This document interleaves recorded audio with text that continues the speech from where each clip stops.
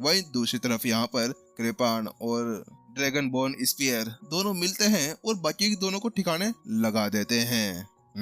चलो, ये एक अच्छी चीज आ गई है। उसके साथ में विपिन अब सोचने लगता है और उन्हें वहीं पर ही गायब कर देता है। बात कुछ ऐसी थी कि वो आसपास में कोई भी सबूत नहीं रखना चाह रहा था। अगर यहाँ पर वो सबूत रखता तो उसके साथ में बहुत बड़ी प्रॉब्लम हो सकती थी। उसके साथ में विपिन अब अपनी एनर्जी को उस फॉर्मेशन के अंदर डालना शुरू कर देता है। उसके साथ में जल्द ही वो फॉर्मेशन बिना किसी देरी के वहाँ पर एक्टिवेट हो जाती है। वैसे विपिन के पास में अभी सीलिंग, डायमेंशन और यहाँ पर अपनी किलिंग ऑफ एनर्जी भी पड़ी हुई थी, तो उसको स्टार्ट करने में बिल्कुल भी समय नहीं लगा। अगले पल विपिन वहाँ से गायब हो जाता है। कचरे कहीं के, इनको कुछ आता ज्यादा नहीं है। इतना ज्यादा मुश्किल भी नहीं था इसको एक्टिवेट करना, आए बड़े राक्षस कहीं के। अगले पल विपिन जल्दी ही एक अलग जगह पर पहुंच जाता है। आसपास में कई सारे ऊंचे ऊंचे पहाड़ थे।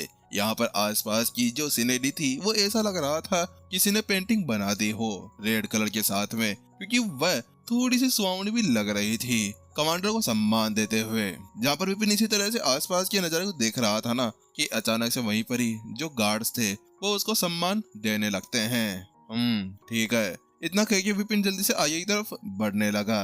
यहाँ पर जो आसपास की जगह थी ना, वहाँ पर जो धुंध थी वो फैली हुई थी। हालांकि इतनी मोटी परत भी नहीं थी, वह थोड़ी बहुत थी जिसके अंदर से देखना आसान था, लेकिन फिर भी वहाँ पर वह धुंध भी लाल कलर की थी। यानी कि दिखने में यहाँ पर कण कण के अंदर एक किलिंग ओरा भरा हुआ था।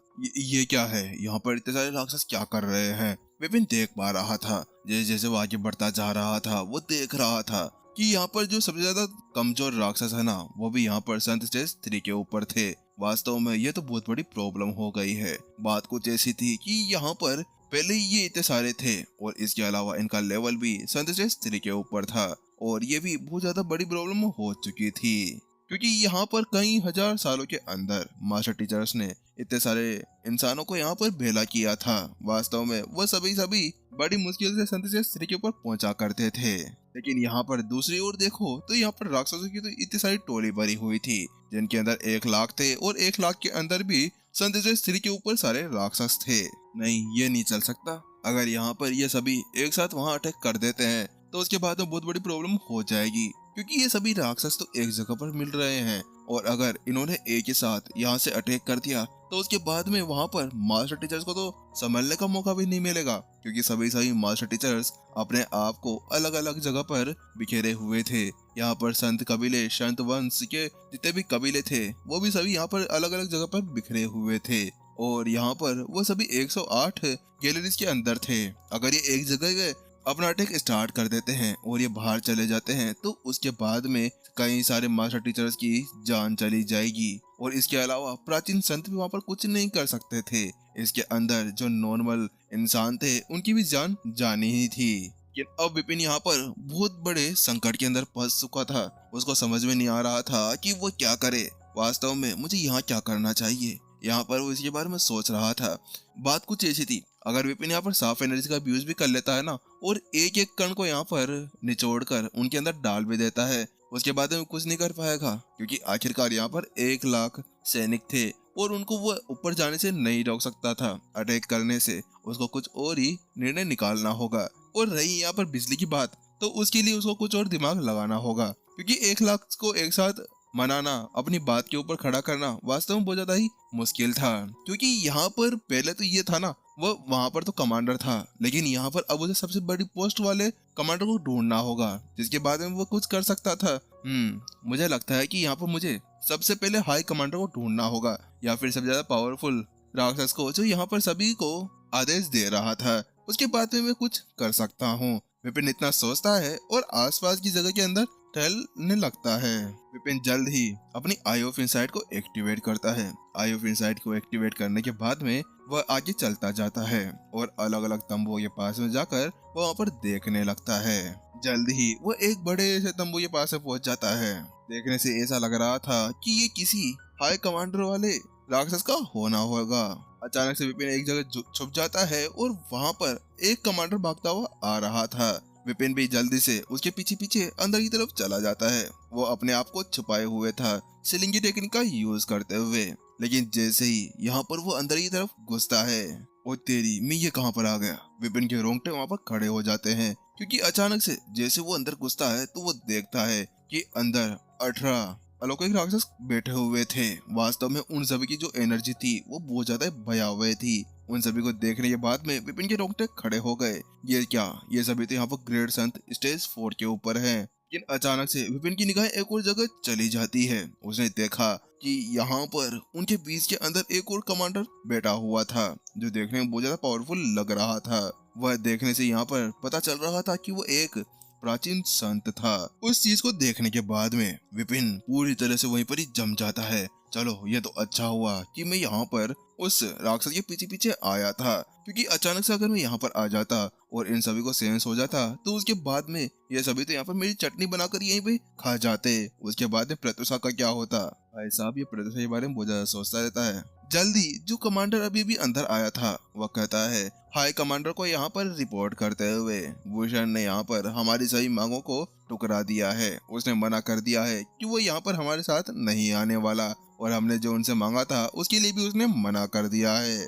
क्या फिर से उसने मना कर दिया? उसकी बात सुनने के साथ में यहाँ पर जो बड़ा एल्डर था वो तो चुप बैठा था, लेकिन यहाँ पर जो बाकी कमांडर्स बैठे हुए थे वह गुस्से के अंदर आ जाते हैं। क्या वो भूषण पागल वागल हो गया है या उसका दिमाग सरक गया है? वो ऐसा कैसे कर सकता है? आखिरकार हमें यहाँ पर एक साथ मिलकर काम करना था, लेकिन फिर भी यहाँ पर वह हमें कुछ भी देने से मना कर रहा है। आखिरकार वह ऐसा कैसे कर सकता है? कितना लालची इंसान है भूषण। आखिरकार भूषण को यहाँ पर मार देना चाहिए। यहाँ पर वो इसी तरह से बात कर रहे थे कि अचानक से यहाँ पर वह एक जो सबसे बड़ा हाई कमांडर था वो कहता है, बस चुप हो जाओ। और उसके साथ में यहाँ पर वह सामने वाले उस मैसेंजर से कहता है, ठीक है, उसे एक बात कह दो कि अगर यहाँ पर वह ये नहीं चाहता ना कि वह हमें कोई चीज दे या कोई संसाधन हमें भेंट दे तो उसके साथ में ठीक है, लेकिन फिर उसके साथ में उसे हमारे साथ चलना होगा।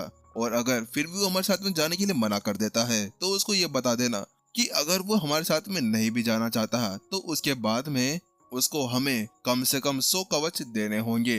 100 कवच नहीं दिए तो उसके साथ में उसे मेरे साथ में लड़ना होगा, जिसके बाद में पता चल जाएगा कि यहाँ पर कौन जीतेगा कौन हारेगा। उसके बाद में उसको सामने वाले की बात माननी होगी। जाओ और उससे कह दो, अगर ऐसा उसने नहीं किया तो उसके बाद में हमारे पास में और दूसरा चारा नहीं बचता है।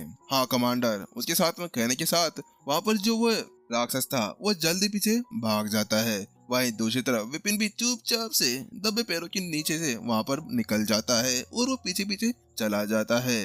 ओ अच्छा, तो यहाँ पर ये दो हाई कमांडर हैं। मुझे लगता है कि दोनों के बीच में बिल्कुल भी नहीं बन रही है। विपिन अब यहाँ पर इसके बारे में सोचने लगता है, क्योंकि उनकी बातें सुनने के बाद में विपिन बता सकता था कि हाँ वास्तव में उन दोनों के बीच में बिल्कुल भी नहीं बन रही थी, क्योंकि यहाँ पर एक तो यहाँ पर अकचड़ा था तो दूसरा गुस्सेल था। ऐसा लग रहा था जैसे कि यहाँ पर वो एक दूसरे की जान लेकर रख देंगे। विपिन को अचानक से कुछ आइडिया आता है। ये अच्छा मौका है मेरे पास में, अगर यहाँ पर तिल्ली जल रही है तो उसके ऊपर तेल डाल दिया जाए, शायद उससे और भी ज्यादा आग भड़क सकती है। विपिन जानता था एक बार आग लगा दी जाए तो उसके साथ में जंगल भी पूरी तरह जल जाएगा। अगर 2 कमांडर को खाली कर दिया जाए तो उसके बाद पीछे की पड़ी बची हुई जो जनता है ना उसको वहीं पर ही वो खत्म कर देगा। चल विपिन, शुरू हो जा, करते हैं अपना काम। इसके साथ में विपिन जल्दी से वहाँ पर खांसता है। जैसे खांसता है अचानक से उसके पीछे उसके आगे जो एल्डर भी जा रहा था वो पीछे पलट कर देखता है कौन है, लेकिन जैसे वो वहाँ पर देखता है वो उछल पड़ता है।